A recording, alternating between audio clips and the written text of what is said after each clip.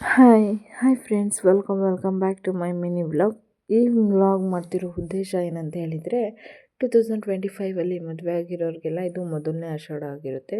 So ನನಗೂ ಕೂಡ ಇದು ಮೊದಲನೇ ಆಷಾಢನೇ.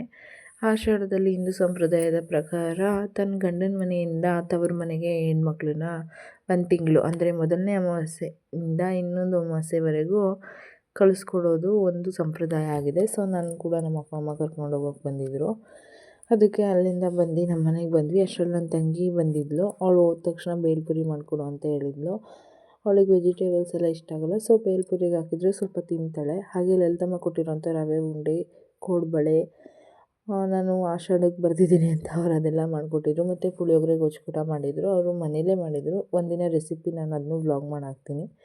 ನೆಕ್ಸ್ಟ್ ಊಟ ಮಾಡ್ಕೊಂಡು ಕೀರ್ತಿ ಅವ್ರು ಕಾಲ್ ಮಾಡಿದರು. ಅವ್ರ ಜೊತೆ ಮಾತಾಡ್ಕೊಂಡು ವಾಕ್ ಮಾಡ್ತಿದ್ದೆ ಸ್ವಲ್ಪ ಹೊತ್ತು. ವಾಕ್ ಮಾಡ್ಕೊಂಡು ನಾನು ಒಬ್ಬಳೇ ಕಾಣಿಸ್ತಿದ್ದಿದ್ದು ನಮ್ಮ ಏರಿಯಾದ ಮೇಲಿಂದ ಕೆಳಗೆವರೆಗೂ ಯಾರೂ ಜನಗಳೇ ಇರಲಿಲ್ಲ. ನನಗೂ ಯಾಕೋ ತುಂಬ ಭಯ ಆಯಿತು. ಸೊ ಮಲ್ಕೊಳ್ಳೋಣ, ಟೈಮ್ ಆಲ್ರೆಡಿ ಆಗಿತ್ತು. ಮಲ್ಕೊಳ್ಳೋಣ ಅಂತ ಮನೆ ಕಡೆ ಬಂದೆ.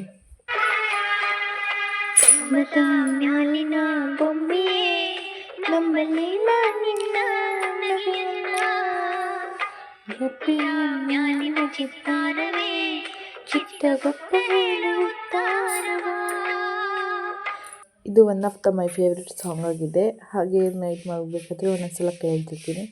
ಸಾಂಗ್ ಕೇಳ್ಕೊಂಡು ಮಲ್ಕೊಳ್ಳೋ ಟೈಮ್ ಆಗಿದೆ, ಮಲ್ಕೊಳ್ತೀನಿ. Good night. Thanks for watching. Please subscribe my channel.